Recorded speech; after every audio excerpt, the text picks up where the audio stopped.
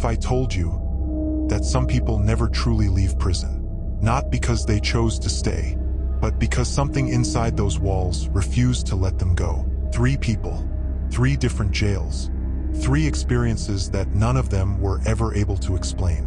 And all 3 of them have one thing in common. They are still afraid, right now, today.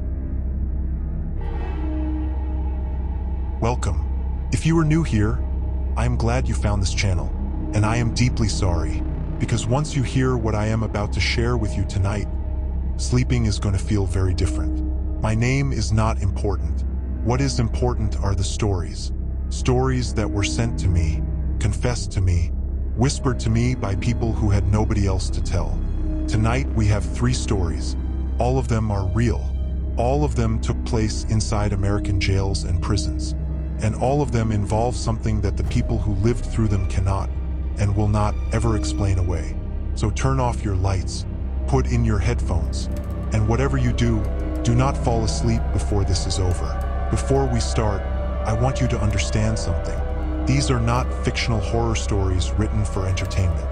These are accounts, testimonies, letters written by real hands in real cells with real fear pouring through every single word. I have changed names. I have changed locations, but I have not changed what happened, that I leave exactly as it was told to me. Our first story comes from a man I will call Derek. Derek is 31 years old now.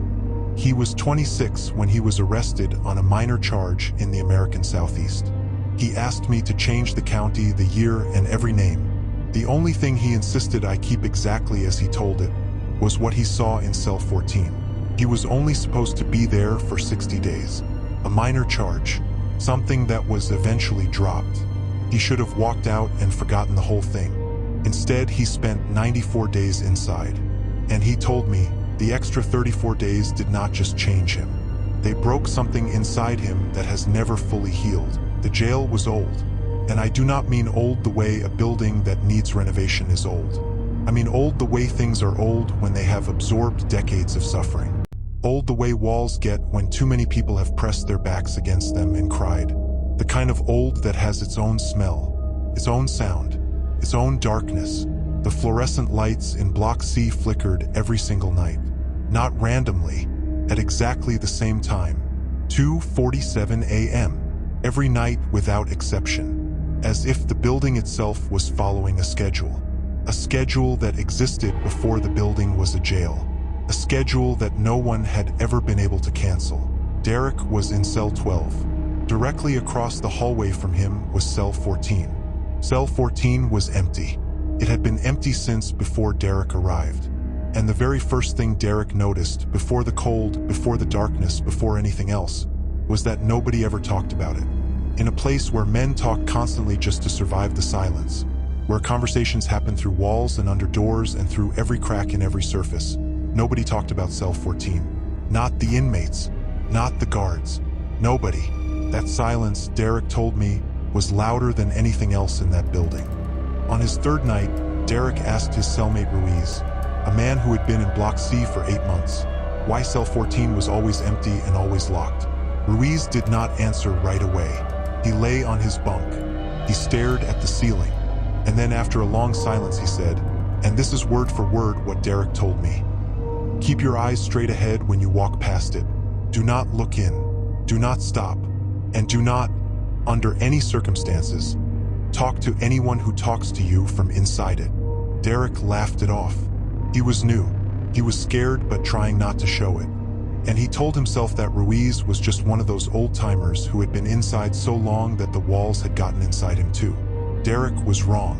And deep down, even then, he already knew it. Started on day 11. Derek woke up in the middle of the night. He did not know what time it was. The hallway lights were doing their 2:47 flickering. His eyes drifted across the hallway the way eyes do when you first wake up and you are searching for something familiar. And that is when he saw it.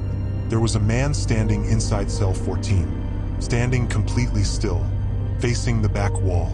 Not the door, not Derek, just the wall. And Derek told himself it is a new inmate, someone transferred in during the night. It is dark. I cannot see clearly. These were all reasonable explanations. He held on to every single one of them, because the alternative was something he was not ready to accept. But then Derek noticed the height. The figure was too tall. It was too tall to be standing fully upright inside that cell without its head being close to the ceiling. And the arms. Derek said the arms were wrong. They hung too low, like the arms of something that was not used to having a body yet, like something that had learned what a human looked like, but had not quite gotten the proportions right. Derek closed his eyes. He counted to 10. Slowly, deliberately. He told himself that when he opened his eyes, the cell would be empty. He had been half asleep. He had imagined it. People imagine things in the dark. This was a known fact, a safe fact. He opened his eyes. The cell was empty. Cell 14 was empty. The figure was gone. Derek lay back down. He stared at the ceiling. He did not sleep again that night, and he told himself it was over. It was a one-time thing, a trick of the dark. He was wrong again. He saw it again on day 14, and again on day 19, and on day 23, always at the same time, always the same figure, always facing the wall. And each time Derek closed his eyes and counted to 10, and each time when he opened them, it was gone. Until day 81. On day 81, Derek woke up at 2:47 a.m. He knew the time now. He had started marking it. He looked across the hallway. The figure was there. Same height, same hunched shoulders, same hanging arms. But on day 81, for the first time, the figure was not facing the wall. It was facing him. And even through 2 sets of bars in a dark hallway, Derek knew with absolute certainty that it knew he could see it. Derek did not sleep for the remaining 13 days of his sentence. He kept every light on that he could. He refused to look at cell 14.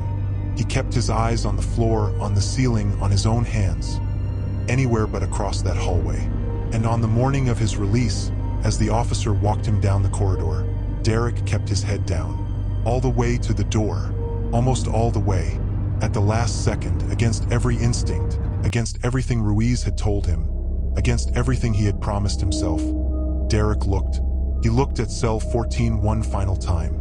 The cell was empty, but on the floor, directly inside the bars, there were 2 wet handprints pressed flat against the concrete, like someone had been kneeling there, hands pressed to the floor, right at the threshold, waiting, watching, until the very last second.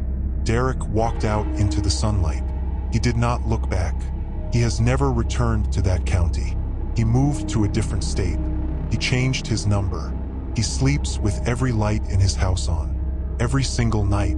And sometimes, in the space between waking and sleeping, he says he can still see it, standing there, in the dark, facing him, waiting for him to close his eyes. Our second story comes from the other side of the bars. A former corrections officer I will call Officer Mills. Mills worked the overnight shift at a state correctional facility in the Midwest for 11 years. He left in 2019. He was not fired. He was not transferred. He walked in one Monday morning and handed in his badge without a word of explanation. And he has never stepped inside a correctional facility again. He did not leave because of the inmates. He had handled dangerous people for over a decade. He did not leave because of the violence, the hours, or the pay. He left because of a sound that came from the lower level of the facility, the lower level that had been sealed, padlocked, bolted, and officially declared off-limits since November of 1987. The first time Mills heard the sound, he was on his 3rd month on the job. It was 1:20 in the morning. The block was quiet.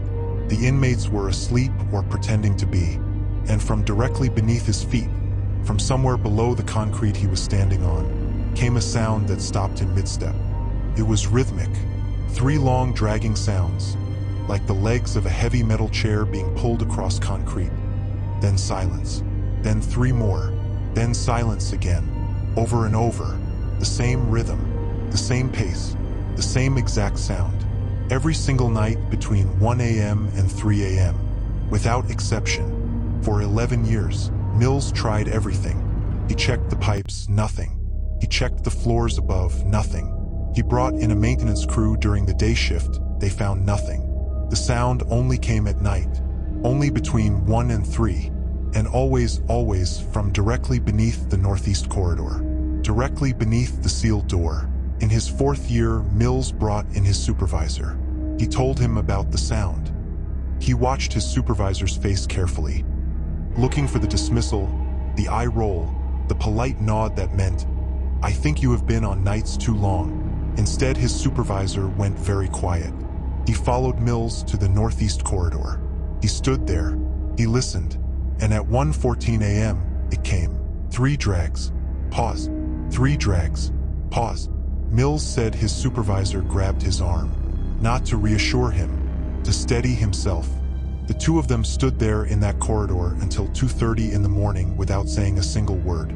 When it finally stopped, his supervisor straightened up, let go of Mills's arm and said, "Rodents, write nothing in your report." He transferred to a different facility 3 months later and never mentioned it again. Mills stayed. He told himself it was because the job paid well. He told himself it was habit.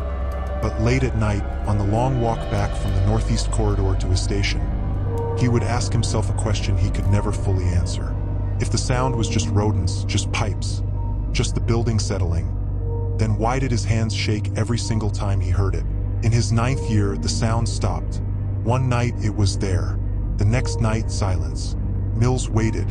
3 days. A week. 3 weeks of complete silence from the lower level. He began to relax. He began to sleep properly for the first time in years. He started to believe that whatever it was over. He was wrong. On the 22nd night of silence, at exactly 1 a.m., Mills heard something new. Not dragging. Not the old familiar 3-pause-3 rhythm. Something different. Something that made the dragging sound feel almost comfortable by comparison. One knock, pause.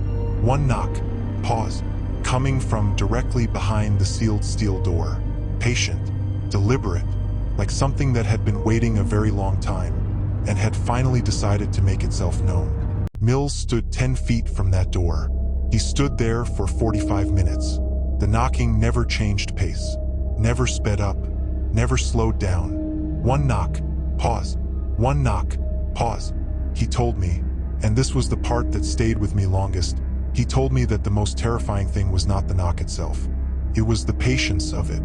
It knocked like something that had nowhere else to be, like something that had all the time in the world.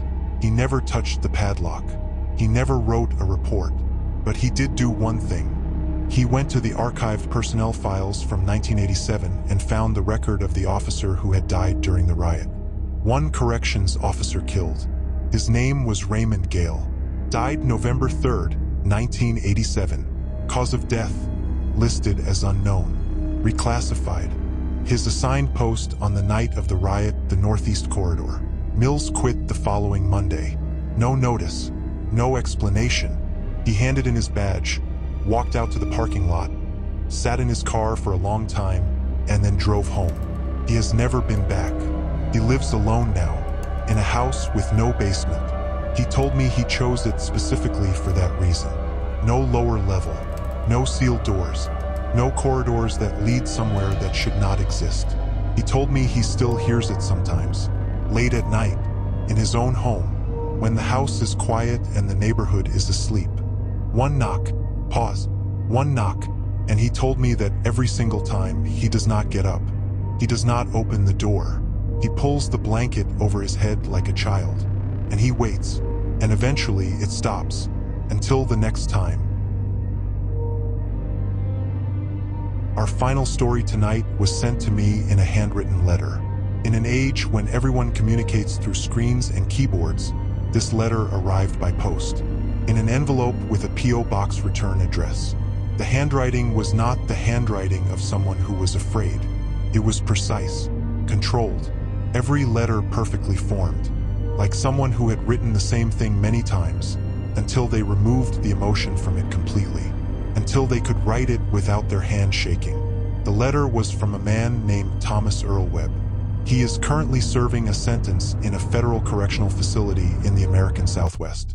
He told me he wanted me to share his story, not for attention, not for sympathy, but because, in his own words, The people on the outside deserve to know what lives in the in-between spaces. The spaces that do not show up on any map or any count. Thomas had been inside for 6 years when it started. 6 years is a long time. Long enough to know every face, every schedule, every sound the building makes in the night. Long enough to know what is normal, and long enough to know with absolute certainty when something is not. It started with the count.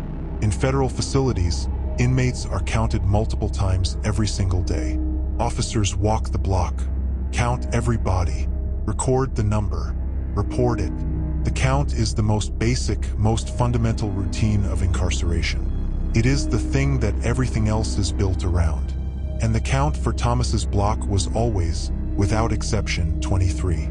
Until one Tuesday morning, Thomas was watching from his cell. He watched the officer begin her count at the far end of the block. He watched her move methodically from cell to cell. He watched her reach his end of the block.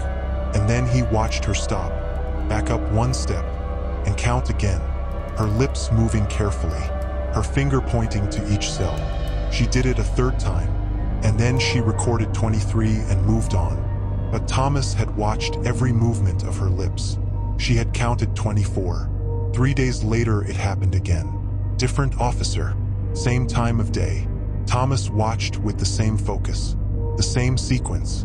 The officer counted the block, stopped, backed up, counted again, looked up and down the corridor, looked into each cell slowly, counted one final time, recorded 23.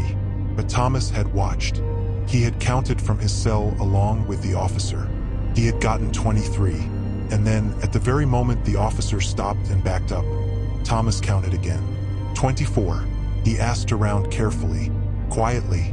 You learn to ask things quietly inside. He found 2 other inmates who had seen it happen. Both of them had been in the facility for longer than Thomas. One of them, a man named Patterson who had been inside for 9 years, was not surprised at all when Thomas brought it up. Patterson just nodded slowly, like a man confirming something he had hoped would stay quiet. Patterson called it the empty. He said nobody knew where it was during the count. It was not in any cell. It was not in the common area or the showers or the yard. It existed only in the count itself. An invisible 24th presence that showed up when the officers counted and disappeared the moment they stopped. Patterson said he had been trying to figure out where the empty stood during the count for years.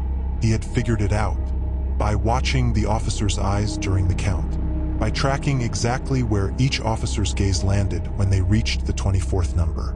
It was not in front of any cell. It was not in the corridor. The officers' eyes, every single one of them, landed on the same spot, the section of wall between cell 11 and cell 12. There was no cell there, just a solid concrete wall, and something was standing in it. Thomas started to notice other things after Patterson told him. Things he had probably always walked past without registering. The air in the section between cell 11 and cell 12 was always colder than the surrounding corridor. Not by a lot, but enough to feel, every single time. Cockroaches, the permanent residents of every old facility, never crossed that section of floor. Every insect in the building avoided that 12-inch stretch of corridor between those 2 cell doors. And the dogs. During K9 searches, which happened every few months, the trained German shepherds that went through every inch of that facility without hesitation would not pass that section of wall. Every single dog, every single search, they would approach normally and then, at exactly the same spot, stop, flatten their ears, back up, and refuse to move forward. The handlers always pulled them around the long way. No one ever filed a report about it. And then there were the shadows. Thomas wrote about them carefully in his letter, because he wanted to be precise. He did not want to sound like a man who was losing his mind. He saw a shadow on the wall between cell 11 and cell 12, not cast by anything in the corridor. No source, just a shadow that appeared on the wall, always in the same shape, always at night, always in the same place. A shadow in the shape of a door. In Thomas's 7th year, a new inmate was moved to the block. Young, loud, the kind of man who fills a space with noise because he cannot stand the sound of silence. On his 2nd day, during free time, He leaned against the wall between cell 11 and cell 12. Casual, talking to someone across the corridor, not paying attention to where he was standing. Thomas watched. Every inmate on the block went quiet. The young inmate noticed the silence. He looked around. He laughed, said something dismissive, started talking again. And then he stopped. His face changed. His body went rigid against the wall. He later told Thomas that he had felt something. Not a vibration, not a sound, something that had no name. He said it felt like a tension, like something on the other side of the wall had noticed him leaning against it, and had leaned back. He never stood near that wall again. Nobody had to tell him. Nobody had to explain. He just knew, the way you know certain things without knowing how you know them, that there was something in that wall. Something that had been there for a very long time. Something that did not belong to the facility's official count of inhabitants. Something that existed in the space between what can be seen and what can be measured. Thomas ended his letter with one paragraph. I have read it many times. I read it before recording this. I will probably read it again tonight before I sleep. He wrote, and I am reading this word for word from his letter. Every building where people are kept against there will eventually make a space for the ones who never left. They do not appear in the records. They do not appear in the photographs, but they appear in the count. Count carefully.